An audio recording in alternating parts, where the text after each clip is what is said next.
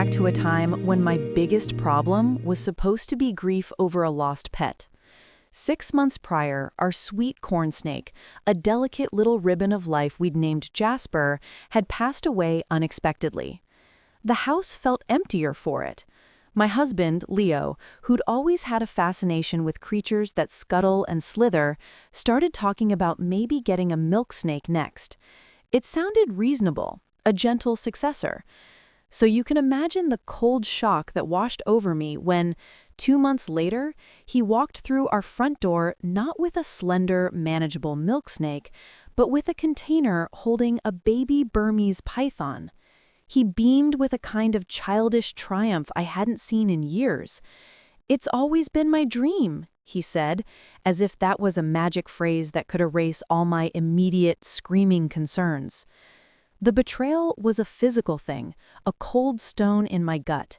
He'd made this monumental decision to bring a potentially gigantic, powerful wild animal into our home without a single conversation. And my home is my sanctuary. I manage generalized anxiety disorder, and my environment is crucial to my mental stability. This python, immediately became a trigger. My late-night internet deep dives didn't help. I fell down a rabbit hole of horror stories. Pythons escaping enclosures, killing family pets, even harming their owners. The fear became a constant hum in the background of my life, a low-grade fever of dread that made sleep a distant memory for 4 solid months. And the snake was growing at an alarming rate. Leo had no experience with anything larger than a corn snake, and his incompetence was becoming as visible as the python's increasing bulk. We had a cat, a fluffy, oblivious ginger named Marmalade, and the image of that python getting out and seeing her as a snack haunted me. I started locking Marmalade in our bedroom at night, which meant we were both kept awake by her confused meowing and the frantic scratching of her paws at the door.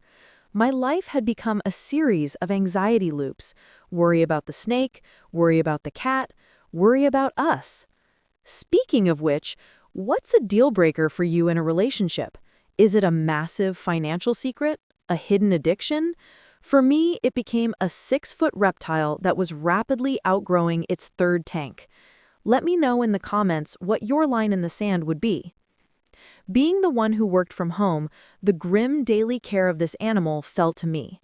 I was the one who had to feed it, a task that had escalated from mice to dead rabbits and piglets sourced from Leo's cousin's ranch. The cost was bleeding our savings dry. The smell of its enclosure, the sight of its feeding time, it filled me with a deep, visceral revulsion. I felt trapped in my own home, playing nursemaid to a creature I feared, all because my husband was living out some childhood fantasy he'd prioritized over my peace and our partnership.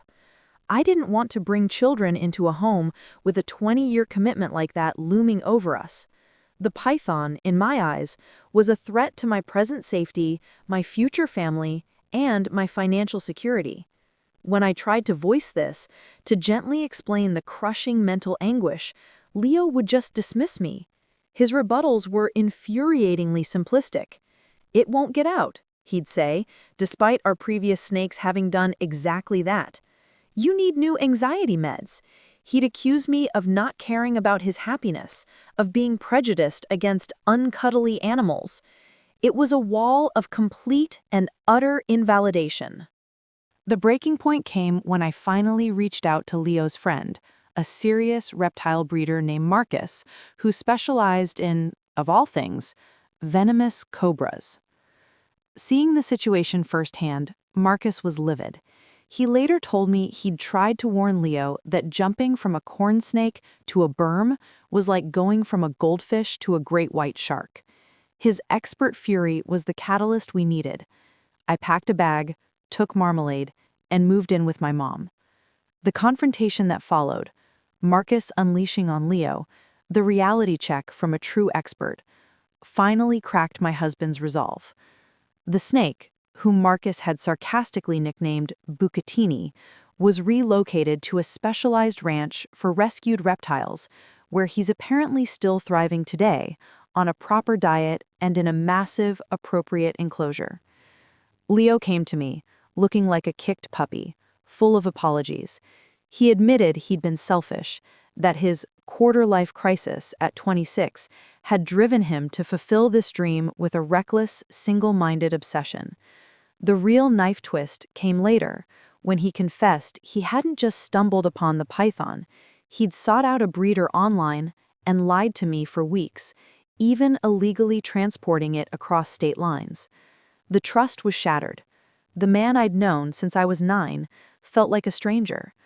We tried therapy. Leo did everything right on paper. He was contrite, attentive, a model student of reconciliation, but something in me had fundamentally shifted.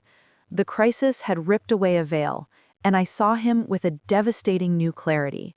The goofy, absent-minded charm I'd once loved now looked like helplessness. The man who needed me to balance the checkbook and pack his lunch felt less like a partner and more like a dependent. I realized I had lost all respect for his judgment, and with it, my physical attraction evaporated.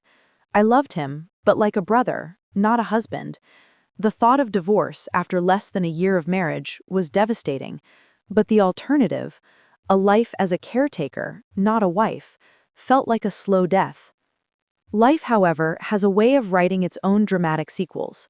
After we separated, a moment of grief following my grandmother's funeral brought us together one last time, resulting in a pregnancy. It felt like a cruel twist of fate, a reason to try again, but it was a molar pregnancy, a non-viable tumor that, in a further horrific turn, developed into cancer. While I was battling the nausea and exhaustion of chemotherapy, Leo's inability to step up and be a true caretaker became the final, undeniable proof that I couldn't depend on him. I filed for divorce a week after I was declared cancer-free. That was the true beginning of my life. I moved cities, went back to school to become a neonatal nurse, a career that fills my soul, and built a new world for myself. I also built a new partnership. I married a man from my nursing program, a true partner who shares the mental and physical load of life effortlessly. He cooks because I know I hate it, and he remembers to pick his socks off the floor without being asked. We're planning a family through IVF and adoption, a future built on a foundation of mutual respect. As for Leo, I heard through the grapevine that after a dark period, he was finally diagnosed with ADHD and autism. The diagnoses explained so much about his struggles, and I'm genuinely happy to know he's gotten the help he needed and is now thriving in a new relationship and career. Our story wasn't about a villain and a victim. It was about two deeply incompatible people, one of whom was struggling with undiagnosed conditions, who brought the worst in each other. Letting go was the kindest thing we could do for one another. And if you've ever been in a situation where you felt trapped by a promise you made to a person you no longer recognized, you know how impossible that choice can feel. Disclaimer: this story is a work of creative nonfiction. All names, characters, and specific locations are fictional, and any resemblance to actual events or persons living or dead is entirely coincidental. The core emotional journey is inspired by real-life challenges, but the narrative has been dramatized and reimagined for storytelling purposes.